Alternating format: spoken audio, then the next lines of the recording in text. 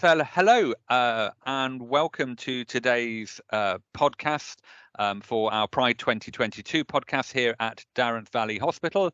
I'm Guy, pronouns he, him, and today I am delighted to be joined by Lib. Lib works as a service user network facilitator and lived experience for Surrey and Borders Partnership. Lib, thank you so much for joining us today. So for those people who've already been listening to some of our podcasts, today's podcast is all about awareness and listening to the experiences of people within the NHS, both as service users and as members of staff, and their experiences. So, Lib, you identify as non-binary, they, them, and pansexual. Is that correct? Yes. And you've been working in the NHS or with the NHS for how long now? About 5 years. And tell me what does your role involve? So I work in the service user network, which is predominantly for people with personality disorder or complex emotional needs, or who identify with traits of. So it's an open access service. People don't need to have assessment or triage. There's no discharge. It's something that came out of the Henderson Hospital, which was a therapeutic community. And it's a service where we offer all group work. So I'm one of the facilitators, and I would facilitate groups with a clinician. So all groups are facilitated by both someone with lived experience and a clinician. Right. And that lived so for me as as an openly gay man, but also as a clinician within the NHS, that lived experience from service users and actually from colleagues, it's incredibly powerful stuff, and certainly for enabling our clinicians to really understand or at least have some insight into what it's like to be a service user from a minority group. We Yeah. both work within the NHS, but outside of that, we're all patients as well. Have you been a service user yourself of the NHS? Yes, yeah. So part of my lived experience that I share with our members is that I've been through services myself. I've accessed support or tried to in some circumstances. Yeah. And yeah, come through the other end. We get really lovely feedback from members that they really like being able to see someone that's kind of gone through things, still going through things, Yeah. but managing and working and being able to support them and be supported by them. Fantastic. And so tell me, it almost goes without saying, I know that you're going to have had over your life some dreadful experiences of accessing services as a non-binary service user. But if I take you back a step before then, if I can, so what can I ask what your story is? So when did you realize you were non-binary? How hard or how good was that? Yeah, so I've for me it's only relatively recently in my life that I was even aware of the term non-binary, if I'm, perfectly honest. I Yep. think there's a lot of the time things like this just aren't really known about. I mean, obviously we know Section 28 has a lot to answer for that. Um Absolutely. Yep. But, I actually spent a lot of time over the lockdown period working in a young person's inpatient hospital, and Right. the young people in there are incredible. And they taught me so much about gender, sexuality, the LGBT community in general. And one of the staff nurses was non-binary and used they, them pronouns. So all of that combined just really helped the kind of the cogs in my brain click Yep. and realize that's what I am and that's how I am going to present myself to the world. And ever since I've started using they, them pronouns and not feeling like I have to conform to it. I mean, I've never really been much of a conformist, let's be honest, but I've conformed in my own way. And, as soon as I kind of realized I didn't have to, it was like this weight lifted off my shoulders. Yeah, and I'm sure there is that bit with that you know, from my own experience, that realization that actually, I mean, my gosh, mine was a long time ago. I came out in the 90s, and I'm significantly older than you as my interviewee today. But that realization, you can suddenly start being yourself. It's it's quite powerful for you as an individual, isn't it? To Yeah, actually be able to be open about it. I always sort of describe it as a bit of a eureka moment. Like, oh wow, I don't actually have to live like this. I don't have to hide who I am or feel like I have to conform to certain stereotypes or I have to do certain things. I want to be like this and I'm going to be like this. I remember, again, this is going to sound very cliche as well, but I remember being in a gay bar in the 1990s going, oh my God, it's not just me. And there's that real sense of belonging, of identity, of almost of acceptance. But I suppose, and again, I'm asking lots of questions, and a lot of this is for our listeners to understand. I think that the community in the lesbian and gay sexuality based communities are pretty well established now, from you know really developing from the 70s onwards, but certainly from the late 80s into the 90s. Am I right in saying that that's perhaps not as well supported and developed for the transgender non-binary community? Yeah, I would say that, like I was saying before, it's just really not as well known about, I don't think I have ever in any kind of healthcare setting or any setting where they've had to ask for my personal details, I've never not had someone say, "Oh, MOOCs, I don't know that title," or "Sorry, it's not even on our system," or I've not heard that one before.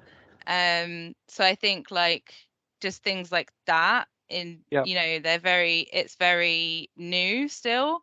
And even just the fact that like I get excited when I meet another non-binary person because it does feel like we are quite few and far between, or at yeah, least people who feel able to kind of share their pronouns and everything are few and far between. I got really excited the other day because I actually did our figures for our reporting for last month, and we have two non-binary people signed up to our service this month. Um, fantastic. so that was really, really exciting. Yeah. And perhaps uh, more pertinently, that is not only have you got two non-binary people signing up, that they feel that they're able to acknowledge, express, be open about their gender identity, because that's again a big thing for, I think, for the NHS. And you touched on a moment ago.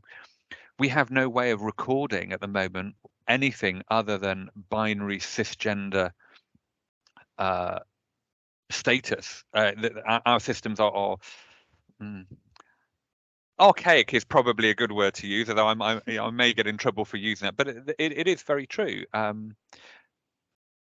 You talked about pronouns, so Mm.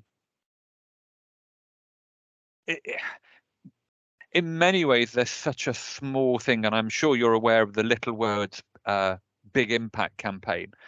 But they are tiny little words, but they are so important to our sense of identity. What's it like not being able to? Well, tell me of the importance of pronouns to you. I think there's two different scenarios when people misgender me. Sometimes my friends and family just forget. It's just their vocabulary is she, her. It has been for 27 years and they're getting used to it. And I can kind of tell that or feel that they don't really like mean to misgender me. Um, that's one situation. The other situation is when people really don't even think. They either see that I have very short hair and assume I'm male. And then when they hear that I don't have such a deep voice, they'll say, "Oh, sorry, madam," um, which is even worse. Yeah. And then I think it can actually just feel like a slap in the face when someone can turn around to you and just be like, "Oh, just mind that lady over there," or "Oh, excuse me, madam," or "Oh, she," whatever. And it's like, actually, I've got my pronoun badge on.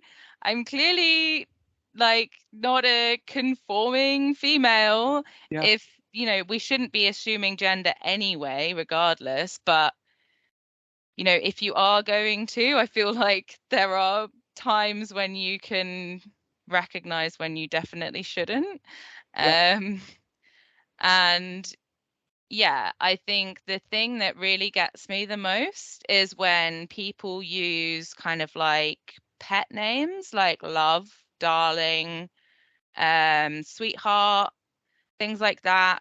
Even when I still identified as being female, that I've always found that very difficult because I've Right. never understood why someone I don't know, based on the fact that they're assuming I have a vulva, is going to use sweetheart or love in as opposed to when they're talking to someone who they are assuming doesn't have a vulva. Yeah. Obviously, if they're just the type of person that goes around calling everyone hun, it's a different situation.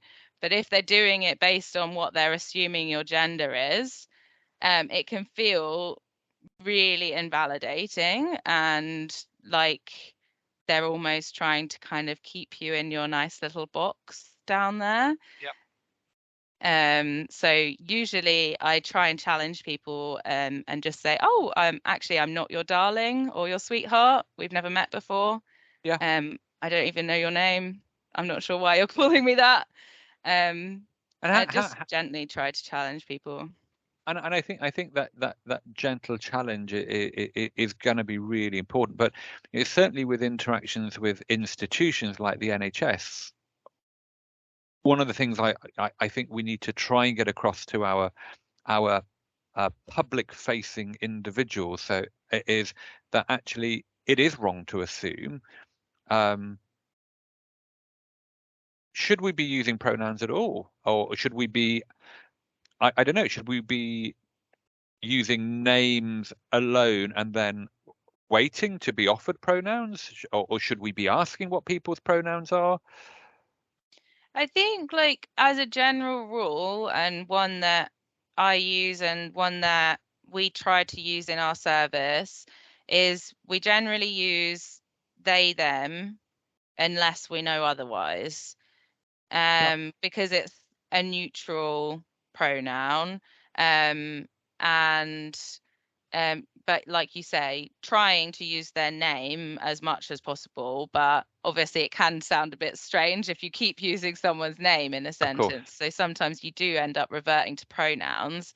Um, but I think, yeah, using they, them until you know otherwise is a good one. Or yeah, just using their name or simply just asking as soon as you can, as soon as feels appropriate. Yeah, sorry. No, don't no. Besides, no, I think the asking bit I think it is worth us teasing out a little bit more because I know there are differing opinions. So you wear your pronouns badge at work. I wear a pronouns badge now, and an ask me my pronouns badge.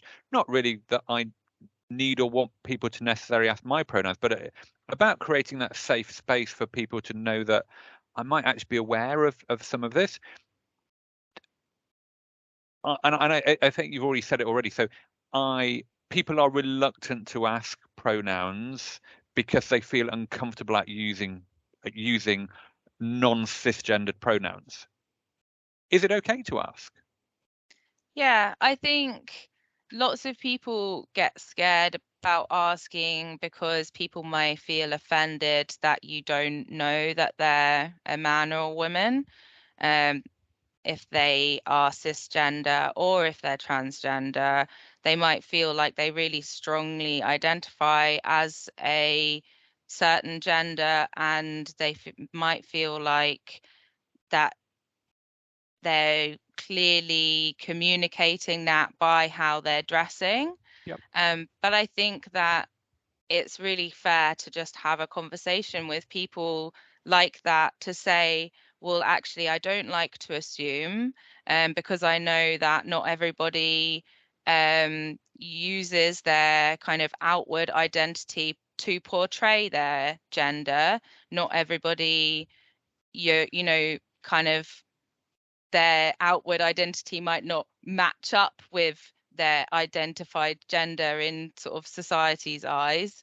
Yep. So I feel like I don't want to assume, because I wouldn't want to offend. And I'm sorry if I have offended you by asking, but that's why I'm asking. I think just having that conversation Yep. and explaining yourself. It's about that context, isn't it? That Yeah, sensitivity, that, you know, I'm not doing this to offend. I'm doing this because I want to get it right. yeah, And I'd like to normalize the use of pronouns more and more and more, because I think if I can get all of my cisgendered colleagues to say hi, guy, he, him, when they're on a meeting people, not every time, but for the first time, then I think it creates that safe environment. So, it's okay to be honest about who I am, and I would like our service users and our staff equally to feel that they're in an environment where it's okay not to conform. It's okay not to be binary, heterosexual, all of those things. yeah.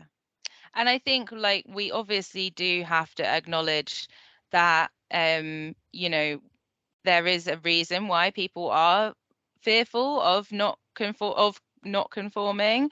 I recently went to a conference for the study of personality disorder, and there was a talk by a transgender person who identifies as non-binary. And they were actually explaining how the huge kind of percentage of people who are transgender identify as a different gender to which they were assigned at birth, that are then diagnosed with a personality disorder because they're not conforming to societal's norms. Within the DSM, there has actually been, state it's actually written, part of the sort of the diagnostic of personality disorder is not conforming to societal's norms, and the culture Gosh, in which you are sat in. yeah, So it's very understandable why people want to conform yeah, and don't absolutely, want to be seen as different. But I think, like you were saying, just creating that safe space, um, not necessarily having expectations from other people, but we can only control what we do. So actually just sharing our pronouns, saying that we would like to ask, saying that we would like people to ask us, yeah, that's all we can do. That's something that we have done within our team. Since I started, I felt it was really important for all the facilitators to introduce themselves with their names and their pronouns at the start of every group. Um, Not many of the members introduce themselves with their name and their pronouns. Sometimes they do, especially if there's a new member, but not every time. right, Um, but the fact that that space is there, and if people do want to share their pronouns, they do feel more comfortable to, because the two facilitators have shared theirs, is the main thing. We're not going to enforce that all the members have to share their pronouns, yeah, but I think staff particularly need to be really advocating for sharing of pronouns. Like you said, it's not hard to say lib, they, them, just to say our pronouns at the end of our name, in the same way that we would introduce ourselves with our name, because we want people to know what to call us. We need to tell them what our pronouns are, so that they know how to address us. yeah. Otherwise, they wouldn't. No, absolutely. And we just touched there briefly on mental health. So we know that people from the transgender non-binary community have a hugely overrepresented mental health problems, and from the lesbian and gay Yes. communities with suicide rates and access service. But I don't think you know this as well as I do, but the mental health problems that people from the LGBT community have aren't their gender. It's not their sexuality. That's not the problem. And we so often hear, oh, well, it's because they're gay. It's not. It's No. because of how society and Treats institutions. them. Yeah, it's the outcome of that. Yeah. Not um, yeah. Being gay isn't a mental health problem. Being transgender, non-binary, it's not a mental health problem. It's just what it results in for that community. Yeah. Um, In the same way that if someone is subjugated for being black or for being, a absolutely. different race, then they might experience mental health problems, but it wasn't their race that caused their mental health problems. Yeah, absolutely. So I'm just thinking about what do we need to do as an NHS, both as individuals, as an organisation. Um, what are your if I could give you three wishes, and I've done this with several of my podcast interviewees. If I could give you three wishes for the next year or two that we could suddenly grant for you as both a staff member and as a service user. These are your three wishes. I think wish number one would be making sure all of the, as we were talking at the start, all of the systems are actually modernized and usable in the way that we want them to be, in terms of being able to record people's pronouns, people's gender identities. Um, Number two would be share, like that staff all share their pronouns naturally, and that it becomes a institutional norm to Yeah. just share your pronouns in the same way that you would just share your name. Um, and I think number three would have to be um, It doesn't have to be three. You can have more. You can have more than three, or you can have two. But it's I just thought of one and it's gone out okay. of my head. um, Pronouns, day. Okay, we'll Oh, pause and we'll training. stop the record. Okay. So yeah, I'll put it right. This is where we can cut. Yeah. Cut. And then my third wish would be to roll out LGBTQ plus specific training to all healthcare professionals, and make this mandatory, because even, myself, I was doing my mandatory diversity and awareness training the other day, and I had to report back all of the um, mistakes in there where it's, gendered language or, you know, just badly worded, but Yeah. it's all very dated in itself. So for people to have updated diversity awareness training. It's interesting, and this today is actually the last of the podcasts I'm recording for this year's Pride Month anyway. But all of the things that all of my interviews have asked for are all things that actually we should already be doing. Yeah, use of pronouns and EDI, proper EDI training within our organisations. There should already be. Nobody's asking for us to change the world. They're little things. So Yeah. I'm sure they are all achievable, and should have perhaps already been achieved. So, look, Lib, thank you so much for your time today. Uh, that's been really interesting for me to listen to, and I hope for our users as well. Any final thoughts or comments? I think just be kind to each other. That's all we can do. Um, I think lots of the time people get scared about offending people and would rather not say anything than say something the wrong way. But actually, I would much rather someone say something to me in a jumbled up way, in a kind of than not say anything at all. So I think it's, never be afraid to ask, never be afraid to, try and educate yourself. Even if your trust isn't providing the training, you can, find books, made TV shows, Yeah, films, lots of things that are, especially this month, they're very much in the media at the moment. So even just kind of um, exposing yourself to the LGBT plus community can really help. fantastic. So I think that's a great point to finish. So don't be afraid to ask, don't be afraid to learn, and be kind to each other. What a great way to end. Lib, thank you so much for your time today. And I hope to see you again in the future. Thanks, Guy. Thanks for having me.